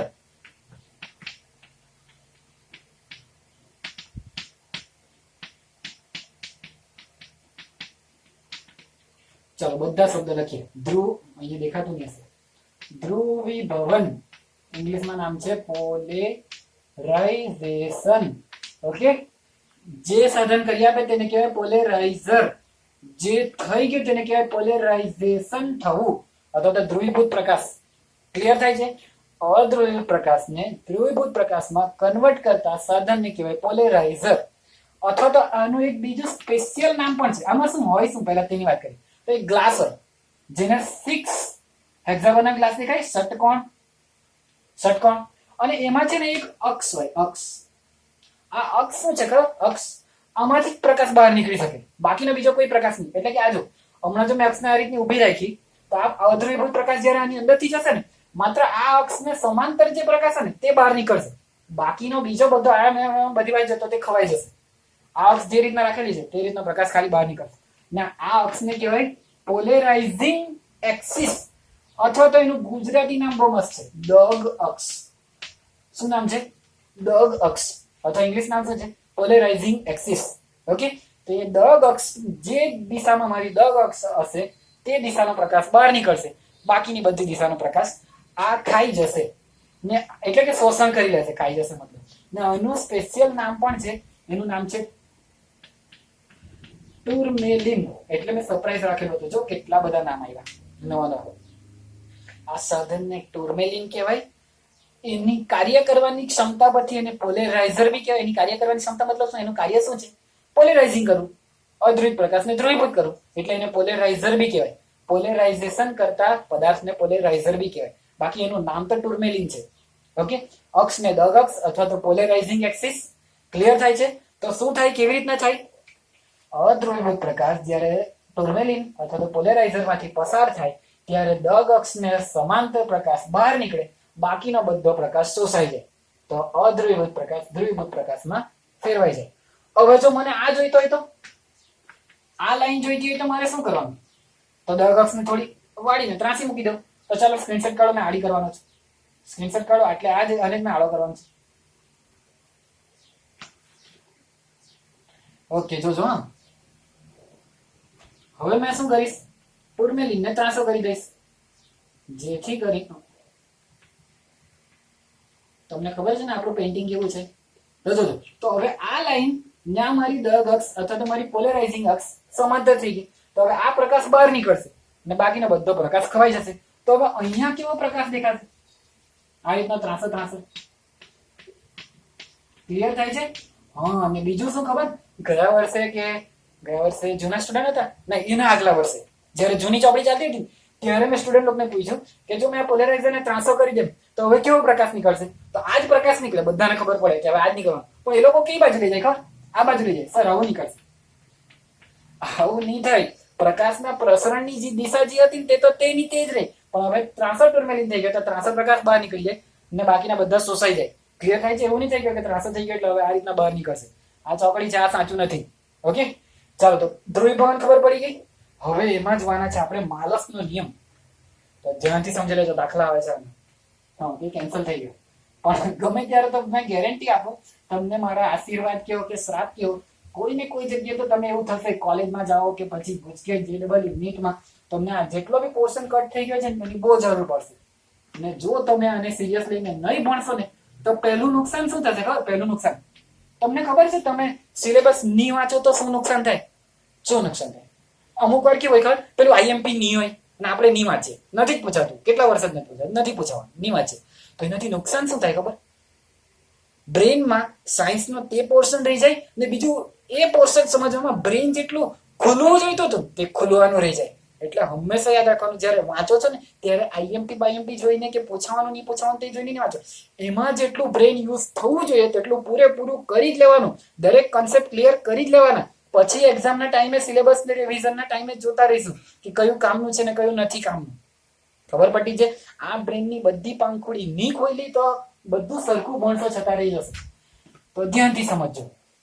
તો 3 નિયમ જોવાના છે. પહેલો જોવાના છે આપણે માલસનો નિયમ. બીજો જોવાના છે નિકોલસ પ્રિઝમ. આ કોઈ નિયમ નથી, પ્રિઝમ વિશે જોવાના. ને છેલ્લે જોવાના છે આપણે બુસ્ટરનો નિયમ. તમારી ચોપડીમાં કદાચ આ નથી, પણ મેં તો કરાવી છે, જૂની ચોપડીમાં છે ને મને યાદ છે. ચાલો જોજો. તો અહીંયાથી આવતો હતો અધ્રુવીભૂત પ્રકાશ, બધી બાજુ વાળો અધ્રુવીભૂત પ્રકાશ આવતો હતો. જ્યારે આ પહેલી દગક્ષમાંથી બહાર નીકળ્યો પ્રકાશ, તો અહીંયા બહાર પ્રકાશ નીકળશે તો આ રીતના હશે. આ દગક્ષ આ રીતની છે તો ઓકે, આ રીતનો પ્રકાશ બહાર નીકળી ગયો. જોજો, આને ધ્રુવીભવન તલ કહેવાય ને બધા બહુ બધા નામ છે, પણ એ બધા નામમાં નથી પડતા. આપણે ડાયરેક્ટ આપણે જે થિયરી ભણવાના છે તેમાં. તો અધ્રુવીભૂત પ્રકાશમાંથી આ ધ્રુવીભૂત પ્રકાશ જે બહાર નીકળ્યો એની તીવ્રતા કેટલી? તો એની તીવ્રતા એટલે કે ઇન્ટેન્સિટી, I નું સૂત્ર છે I બરાબર 4I0 cos square theta by 2. આવું જ કહ્યું. अभी मेरे को नहीं याद आ रहा है. ओके, cos square theta आ જતું. I0 cos square theta, 4I0 નહીં. ચાલો, હમણાં તમને નહીં પણ ખબર પડે તો એટલું તો ખબર પડે. ચાલો, સમજો કે આપણને સૂત્ર ખબર જ નથી, કેમ કે કન્ફ્યુઝન છે 4I0 કે I0. તો આપણને એટલું તો ખબર છે કે અહીંયા જે પણ પ્રકાશ હતો તેમાંથી અહીંયા જે પ્રકાશ આવ્યો, ધારો કે એના કંપ વિસ્તાર, જો ધારો કે એનો કંપ વિસ્તાર E છે, એ જે તરંગ બહાર નીકળ્યો પ્રકાશ તરંગ, તેનો કંપ વિસ્તાર જો E હોય તો એની તીવ્રતા I બરાબર E સ્ક્વેર કહેવાય. કંપ વિસ્તારના વર્ગને એની તીવ્રતા કહેવાય. તો અહીંયા મળતી તીવ્રતાને મેં I બરાબર E સ્ક્વેર કેમ અથવા તો I0 કેમ, પહેલામાંથી નીકળતું છે પહેલા જે પ્રકાશ નીકળ્યો તેની તીવ્રતાને મેં I0 ને એના કંપવિસ્તારના વર્ગ જેટલી કેમ. આટલું તો ક્લિયર થશે. હવે આપણે અહીંયા એક બીજું ટુર્મેલિન, માલસનો પ્રયોગ ચાલતો છે, માલસનો પ્રયોગ, એને અહીંયા એક બીજું ટુર્મેલિન મૂક્યું આ રીતનું ત્રાસું. જોજો હવે આ એની દગ અક્ષ થઈ જવાની. તો આ પ્રકાશમાંથી આ દગ અક્ષમાંથી પસાર થવાનું તો કોઈ પ્રકાશ જ નહીં મળવો છે, પણ ના એવું નહીં થાય. જો આ પ્રકાશ અહીંયાથી જતો છે ને તો હવે અહીંયામાં પહોંચે. તો જ્યારે પ્રકાશ અહીંયા પહોંચે ને ત્યારે આ પ્રકાશના બે ઘટક વિચારો, એક આ તરફનો ઘટક ને એક આ તરફનો ઘટક, એક લંબ ઘટક ને એક અક્ષિસની દિશાનો ઘટક. તો આના મેં બે ભાગ કરેલા છે, એક અક્ષિસની દિશાનો ઘટક ને એક લંબ ઘટક.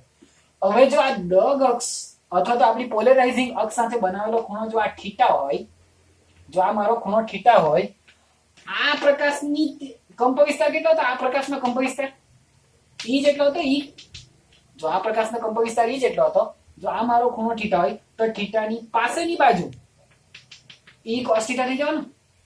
તીવ્રતાની વાત કરતો છું. અહીંયા જે પ્રકાશ બહાર નીકળશે થોડી ઓછી તીવ્રતાનો બહાર નીકળશે, કેમ કે આમાંથી આ બનતો છે. જો આમાંથી ડાયરેક્ટ આ બનતો છે ને, આ વચ્ચે નહીં હતો ને આમાંથી ડાયરેક્ટ, તો પૂરેપૂરી તીવ્રતા હતી. પણ હવે તો એકવાર નીકળી ગયેલી તીવ્રતા, એમાંથી પાછી એનો થોડો ભાગ cos થીટા જેટલો ક્લિયર થાય છે, એટલે હજુ ઘટે છે. ઓકે, તો જો આ E જેટલી તીવ્રતાનો પ્રકાશ જ્યારે આ ટુર્મેલિનમાંથી પસાર થશે ત્યારે એનો E cos થીટા ઘટક બહાર નીકળશે અને E sin થીટા ઘટક તો લંબ છે, ખવાઈ જશે. અક્ષિસની દિશાનો જ પ્રકાશ બહાર નીકળે. મેં તમને શું ભણાવ્યું છે? અક્ષિસની દિશાનો પ્રકાશ બહાર નીકળે. તો આ મેઇન અક્ષિસના બે ઘટક પાડ્યા, તો એમાં અક્ષિસની દિશાનો પ્રકાશ બહાર નીકળી જશે અને એની લંબ અક્ષિસનો રહી જશે. તો આના પરથી શું ખબર પડી? થીટાની પાસેની બાજુ E cos થીટા ને આ થીટાની સામેની બાજુ E sin થીટા. તો E sin થીટા ખવાઈ ગઈ. તો હવે જે આ બહાર પ્રકાશ નીકળ્યો એનો પ્રકાશની તીવ્ર પેલો કંપવિસ્તાર કેટલો છે? E cos થીટા જેટલો. તો હવે અહીંયા તીવ્રતા I બરાબર શું થાય? E square cos square theta. આ તો ખબર પડે ને. હવે જે પ્રકાશ બહાર નીકળ્યો તેમાં કંપવિસ્તાર કેટલો છે? E cos theta. તો એની તીવ્રતા બરાબર કંપવિસ્તારનો વર્ગ, તો E square cos square theta. પરંતુ E સ્ક્વેર ને શું કહેવાય? I0. તો આના પરથી I બરાબર I0 cos સ્ક્વેર થીટા. તો આ છે મારું કોઈ ટુર્મેલિનમાંથી બહાર નીકળતા પ્રકાશની અથવા તો ધ્રુવીભૂત પ્રકાશની તીવ્રતા ઇન્ટેન્સિટી માપવાનું સૂત્ર I બરાબર I0 cos સ્ક્વેર થીટા. એને તમે અહીંયા બી એપ્લાય કરી શકો. અહીંયા કેવી રીતે એપ્લાય થાય ચાલો જો. આના થોડો ટાઈમ થાય ને કેમ આવું થવા માંડે? ચાલો જો તો અહીંયા કેવી રીતે એપ્લાય થાય ખબર? જો આ મારી દગ અક્ષ, મેં શું કીધું? અક્ષ સાથે પ્રકાશે બનાવેલો ખૂણો તેને થીટા કહેવાય. તો અહીંયા મારી આ દગ અક્ષ ને મારો આ પ્રકાશ બંનેનો ખૂણો સેમ ટુ સેમ છે. જો મારો પ્રકાશ બી અહીંયાથી કેવો બહાર નીકળ્યો? અક્ષની દિશાનો જ. તો અહીંયા તો ખૂણો 0, cos 0 ની વેલ્યુ આ 1. અહીં તીવ્રતા કેટલી મળે? I બરાબર I0 જેટલી. અહીંયામાં સમજો કે આ 45 નો ખૂણો, આ 45 ડિગ્રી. અહીંયાથી આ જે અક્ષ મૂકી ને તે એના સાથે 45 ડિગ્રીનો ખૂણો બનાવે તેવી રીતના મૂકી. તો cos 45 ની કિંમત કેટલી હશે? 1/√2. 1/√2 નો વર્ગ 1/2. તો હવે જો અહીંયા બહાર પ્રકાશ નીકળશે તેની તીવ્રતા I0/2 હશે. એટલે આવા જ દાખલા હોય છે. 1 2 3 4 5 કેટલા બધા ટુર્મેલિન મૂકી દે. એમ કે અહીંયાથી પ્રકાશ જાય છે તો છેલ્લે જે પ્રકાશ નીકળશે તેની તીવ્રતા કેટલી? ઓપ્શન લખેલો I0/2, I0/8, I0/16, I0/64, I0/32 કે પાછી I0. આવા બધા ખૂણા તમને બધા આપેલા હે. પહેલા હાથમાં બીજા બનાવેલો ખૂણો 45, બીજા હાથમાં ત્રીજા બનાવેલો ખૂણો 40. આવા બધા ગમે તે જ ખૂણા આપેલા ને દાખલા આવે છે, તમે જોવું હોય તો જોજો. તો સૂત્ર યાદ રાખજો, માલસના નિયમનું સૂત્ર કે ધ્રુવીભૂત થઈ ગયેલા પ્રકાશ પોલેરાઇઝર પછી ધ્રુવીભૂત થઈ ગયેલો પ્રકાશ જે બહાર નીકળે તેની તીવ્રતાનું સૂત્ર છે I બરાબર I0 cos સ્ક્વેર થીટા. જો મારે માત્ર જાણકારી આપી હોત તો આટલે પતાવી દેતે. આ બધા સૂત્રમાં પડતે નહીં. સૂત્રોથી તમારા મગજમાં વધારે પોર્શન ક્લિયર થાય, દાખલાઓનો પોર્શન પણ ક્લિયર થઈ જાય, એટલે કરાવતો છે સૂત્ર. ચાલો, તો એ થઈ ગયો માલસ. નિકોલસ પ્રિઝમ જોવાનો.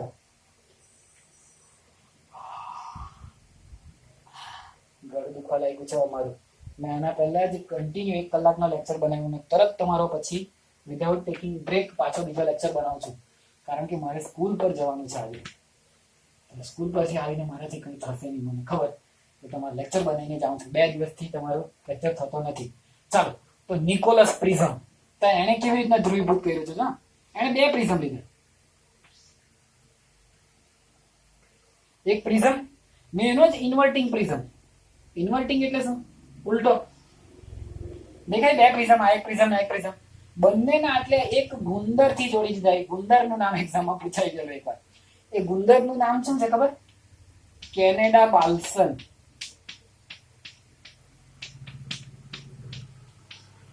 બાલ્સન કે બાલ્સર એવું કઈ નામ, પણ દેશનું નામ છે કેનેડા. કેનેડા બાલ્સન નામના ગુંદર. આ નિકોલસ નામના વ્યક્તિએ બે પ્રિઝમને જોડીને કેનેડા બાલ્સન થી જોડીને, કેનેડા બાલ્સન સૌથી વધારે ઇમ્પોર્ટન્ટ છે, આ બે પ્રિઝમ ઇમ્પોર્ટન્ટ નથી, એને જોડી દીધા ત્યારે આ તૈયાર થયું. તેને કીધું કેનેડા બાલ્સન. એને શું કર્યું ખબર? બે જાતના પ્રકાશની વાત કરી. અધ્રુવીભૂત પ્રકાશમાંથી માત્ર એને બે જાતના પ્રકાશની વાત કરી. એક આ પ્રકાશ, એને સમાંતર પ્રકાશ બી કહેવાય, ને આ એક બીજો પ્રકાશ, એને લંબ પ્રકાશ બી કહેવાય. ધ્યાનથી સમજો. આ ઊભી રેખા છે ને, તેને ધ્યાનથી જો. એનું સમતલ આપણા પાટિયાના સમતલને સમાંતર છે, અથવા તો એનું સમતલ ને પાટિયાનું સમતલ એક જ છે, તો એવા પ્રકાશને કહેવાય સમાંતર પ્રકાશ. ને જે પેલા ડોટ ડોટ દેખાય ને, આ ડોટ ડોટ, એવું કેવું છે? તીર અંદર બહાર ગયેલા છે આ રીતના, તો એ લંબ થઈ જવાનો, સમતલને લંબ, એને લંબ પ્રકાશ કહેવાય. તો આ સમાંતર પ્રકાશ અને લંબ પ્રકાશમાંથી આ સમાંતર પ્રકાશને કહેવાય પાઈ ઘટકો. જો મારું કદાચ ભૂલ થઈ શકે, પણ મને યાદ છે ત્યાં સુધી પાઈ ઘટકો જ છે. ના, ડોટ વાળા પ્રકાશને કહેવાય સિગ્મા ઘટકો. ઓકે, ધ્યાનથી સમજો. લંબ ઘટકને કહેવાય સિગ્મા ઘટકો, સમાંતર ઘટકને કહેવાય પાઈ ઘટકો. તો આવો પ્રકાશ જ્યારે અંદર દાખલ થઈ, તો હવે થવાનું અહીંયાથી પહેલા તો વક્રી ભવન. તો જે અહીંયાથી વક્રી ભવન થાય ને, અહીંયાથી મેઇન, તો અહીંયાથી શું થાય ખબર? અમુક ઘટક સીધા નીકળી જાય ને અમુક ઘટક આ રીતના વક્રી ભવન થઈને નીકળે. જ્યારે એ કેનેડા બાલ્સન ગુંદરમાંથી પસાર થાય ત્યારે અમુક ઘટક સીધા સીધા જાય ને અમુક ઘટક વાળેલા જાય. તો આ સીધા સીધામાં સમજો કે આ ડોટ ડોટ જતા રહ્યા, ને આ વાળેલામાં આ ઘટક જતા રહ્યા. તો આના પરથી શું કઈ બી હોય શકે, આ એટલે સમાંતર હોય ને આ ડોટ જતો. આપણને એને આકૃતિ હાથમાં કોઈ ચિંતા નથી. મેઇનલી કેનેડા બાલ્સન ગુંદરનું કામ છે અધ્રુવીભૂત પ્રકાશમાંથી એ પ્રકાશને ધ્રુવીભૂત કરીને દરેક પ્રકાશને છૂટો છૂટો આપવાનું. આ નિકોલસ પ્રિઝમે બનાવેલો પ્રિઝમ છે, જેમાં ડોટ ડોટ ઘટક એક બાજુ ગયા અને સમાંતર સમાંતર ઘટક બીજી બાજુ ગયા. તો એક જેવા ઘટક બધે જતા છે, અહીંયા એક જેવા ઘટક જાય છે. તો હવે આ પ્રકાશને કેવો પ્રકાશ કહેવાય? ધ્રુવીભૂત પ્રકાશ. આ પ્રકાશ કેવો હતો? અધ્રુવીભૂત પ્રકાશ. ક્લિયર થાય છે? નિકોલસ પ્રિઝમ સૌથી ઇમ્પોર્ટન્ટ ટોપિક. કેનેડા બાલ્સન નામનો ગુંદર જે શું કરી આપતો છે? અધ્રુવીભૂત પ્રકાશને ધ્રુવીભૂત પ્રકાશમાં ફેરવી આપે. ઓકે, એ થવા પાછળનું કારણ છે ને બધાના વક્રી ભવનાંક હોય. આ પ્રકાશમાંથી જ્યારે પસાર થાય ને ત્યારે વ્હાઇટ પ્રકાશનો પહેલા તો વક્રી ભવનાંક છૂટો હોય, ને એમાંથી બધા જે 7 કલર હોય ને તેમાં બી દરેક દિશાઓમાં અલગ અલગ પ્રકાશ જાય છે ને, ત્યાં નિકોલસ પ્રિઝમ હાથના અલગ અલગ ખૂણા હાથના આધારે એના વક્રી ભવનાંક અલગ હોવાના કારણે આવું કઈ થાય છે. મને થિયરી હમણાં યાદ નથી, જૂની ચોપડી વાંચવું પડશે મારે, પણ થયા જ છે, આપણા માટે જરૂરી જ છે. કેનેડા બાલ્સન કરે શું? પ્રકાશોને છૂટા પાડી આપે. નિકોલસ પ્રિઝમ પૂરો શબ્દ યાદ રાખજો. કેનેડા બાલ્સન મેઇન આઈએમપી ટોપિક છે બુસ્ટરનો પ્રયોગ. જો આ ટોપિક જો પોલેરાઇઝેશન ધ્રુવીભવન જો ચોપડીમાં લીધેલું હતું ને તો બુસ્ટરનો નિયમ સૌથી આઈએમપી ટોપિક હતો. માલસના નિયમ પરથી દાખલો આવી શકે. Intensity I = I0 cos θ. બુસ્ટરનો નિયમ એક્ઝામમાં પૂછાઈ શકે તેવો છે. ચાલો જોઈ લેજો કેવી રીતના છે.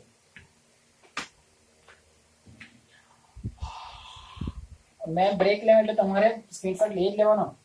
હવે તાકાત નથી રહી બોલવાની. 2.5 કલાક થઈ જવાના છે બોલું છું. 9 વાગ્યાનું સ્ટાર્ટ કરી લો, 10, 11, 11:30 થઈ ગયા. ચાલો જલ્દી. તો અહીંયા ધ્યાન આપજો. બુસ્ટરનો નિયમ આઈએમપી ટોપિક છે. તો બુસ્ટરે પ્રકાશના પરાવર્તનથી પ્રકાશનું ધ્રુવીભવન કર્યું. શાનાથી? પરાવર્તનથી. તો ધ્યાનથી સમજો. આને શું કર્યું ખબર? આ એક બીજું માધ્યમ છે. ધારો કે આ પાણીનું માધ્યમ છે, ને ઉપર હવાનું માધ્યમ છે. અહીંથી પ્રકાશ આવે છે. ડોટ ડોટ ઘટક અને સમાંતર ઘટક અને લંબ ઘટક. બાકી ગયો. સમાંતર ઘટકને કયા ઘટક કહેવાય? પાઈ ઘટક. ને લંબ ઘટકને સિગ્મા ઘટક. તો અહીંયાથી જ્યારે આ પ્રકાશ સમતલ સપાટી દોરેલો લંબ, અહીંથી જ્યારે આ પ્રકાશનું કિરણ બહાર નીકળીને વક્રી ભવન થઈને બહાર નીકળે ને, વક્રી ભવન થઈને જ્યારે આ પ્રકાશનું કિરણ આ માધ્યમમાં જાય ત્યારે આપણે આવું આગળ ભણી ગયેલા કે બહુ બધું વક્રી ભવન થાય ને થોડી માત્રામાં પરાવર્તન થતું હોય. થોડા માત્રામાં પરાવર્તન થતું હોય તો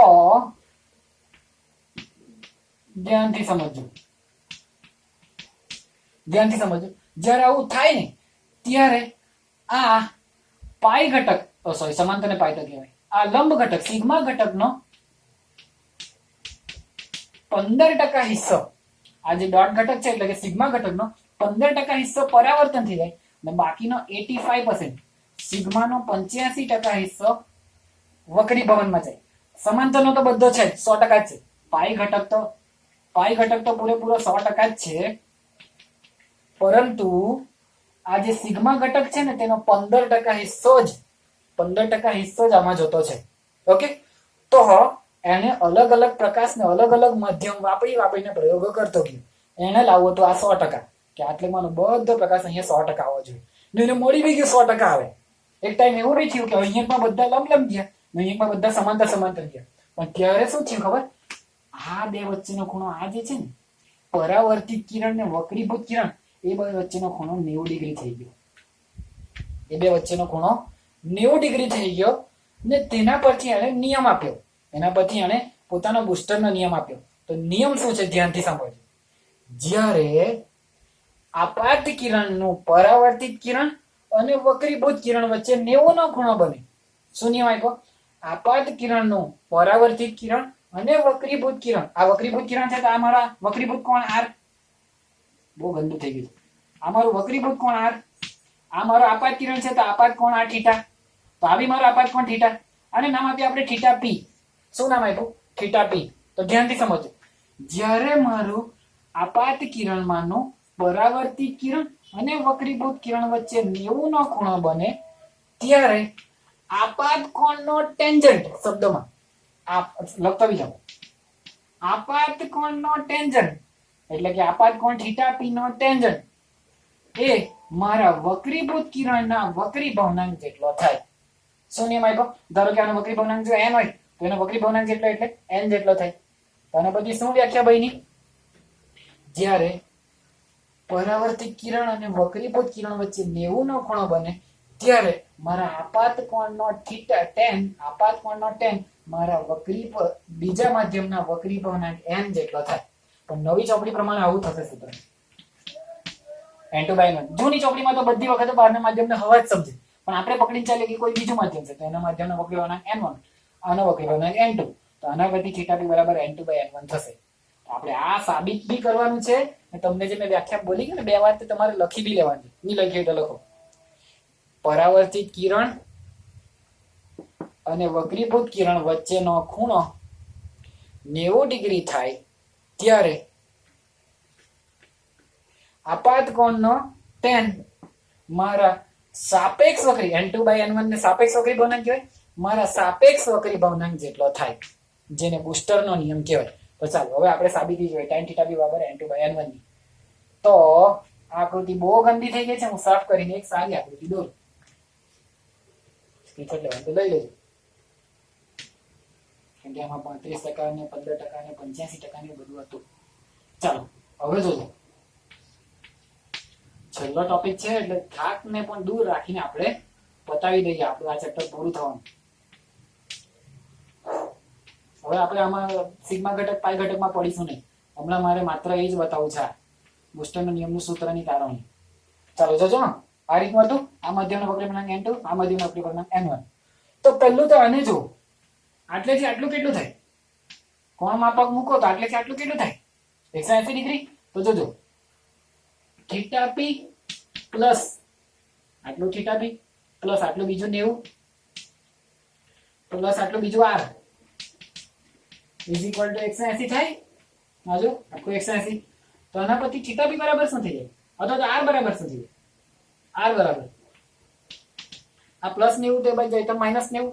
180 માંથી 90 જાય તો 90 ને થીટા p પ્લસ થઈ જાય તો માઈનસ થીટા p. તો r બરાબર થઈ ગયું 90 માઈનસ થીટા p. r ની વેલ્યુ બી થીટા p માં મળી ગઈ. હવે જો મને r કાઢીને થીટા p જોઈતો હોય તો પહેલા r લાવવો પડે. r કયા સૂત્રમાં આવવાનો? વક્રીભવનાંક માટે એક જ સૂત્ર છે, સ્નેલનો નિયમ. તો જોજો, સ્નેલનો નિયમ એપ્લાય કરીશ અહીંયામાં. તો n1 sin થીટા p આપાત કોણ ને n1 sin theta p is equal two n2 sin r. n2 sin r આવે ને, જો n1 sin theta p is equal two n2 sin r. હવે r ની જગ્યાએ 90 માઇનસ થીટા પી. તો જોતા રહેજો, અહીંયા લખું છું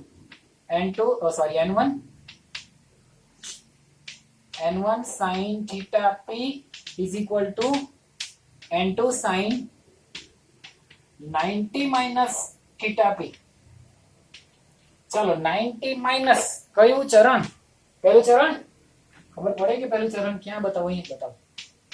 આટલે આવે 90 માઇનસ માઇનસ આ રીતના કહેવાય, પ્લસ હોય તો એમ જવાનું, માઇનસ હોય તો 90 થી માઇનસ ઓલ STC, તો ઓલ માં જ આવે પહેલા ચરણમાં. 90 માઇનસ એટલે પહેલું ચરણમાં તો બધું ધન. તો sin 90 માઇનસ sin 90 છે એટલે cos થઈ જવાનું, પણ ધન જવાનું. તો આના પછીનું સ્ટેપ તમે અહીંયા લખું છું, જોજો n1 sin theta p is equal to n2 sin 90 minus એટલે કે પ્લસ ને 90 છે તો sin નું થઈ જવાનું, પ્લસ તો ની લખો તો ચાલે, cos ને બચવાનું theta p. તો sin 90 માઇનસ theta p નું cos theta p. હવે n2 by n1 ને રહેવા દો ને cos theta ના બાજુ લેતા હો, તો જો sin theta ના છેદમાં cos theta tan theta થવાનું ને. તો sin theta p ના છેદમાં cos theta p is equal to n2 ના છેદમાં n1 ને sin theta ના છેદમાં cos theta is equal to થાય tan theta n2 ના છેદમાં n1. દેખાયા n2 ના છેદમાં n1, અથવા તો એને n21 બી લખાય. તો આ છે મારો બુસ્ટરનો નિયમ. ક્યાંથી ચાલુ કર્યો? અહીંયાથી આકૃતિ પછી આ સ્નેલનો નિયમ 90 માઇનસ થી cos theta ને છેલ્લે tan theta is equal to n2 by n1. તો આની સાથે એક મોટી સ્માઈલ સાથે આ ચેપ્ટર ખતમ કરીએ. જો કોઈ ટોપિક છૂટી ગયો હશે તો હવે તમે કરી લેજો, કેમ કે હવેથી મેં ચાલુ કરવાનું છે દ્વૈત સ્વભાવ. આજે જ મારું 12th ઇંગ્લિશ મીડિયમનું પણ આ ચેપ્ટર પૂરું થાય છે, પણ એમનું ઉદાહરણના દાખલા અને સ્વાધ્યાયના દાખલા સાથે પતી ગયું છે. આપણે પાછળ રહ્યા આ વખતે પણ 2 દિવસ આ મારી મજબૂરી નહીં હતી, પેલી મારી ભૂલ હતી કે લાઈવ લેક્ચર નહીં થયેલા. આ 2 દિવસમાં તો પ્રોબ્લેમ હતી, અને બીજું હમણાં કદાચ હજુ પણ પ્રોબ્લેમ થઈ શકે, મારું ઘરનું કામ ચાલે છે એટલે. ચાલો તો કઈ નહીં, આપણે પતાવીશું સિલેબસ સાથે. રહી તો નહીં જાય તમે પાછળ, તમે ચિંતા નહીં કરો. ને બીજું પ્રિલિમિનરી એક્ઝામની પરફેક્ટ તૈયારી કરજો. ઓકે, દ્વૈત સ્વભાવ હું ચાલુ હવેથી બધા ચેપ્ટર હેલા છે, એટલા ભારી નથી, ચિંતા કરવાની જરૂર નથી. થિયોરિટિકલ ચેપ્ટર છે આગલું ચેપ્ટર તો. ચાલો બાય, નોટ્સ મોકલજો.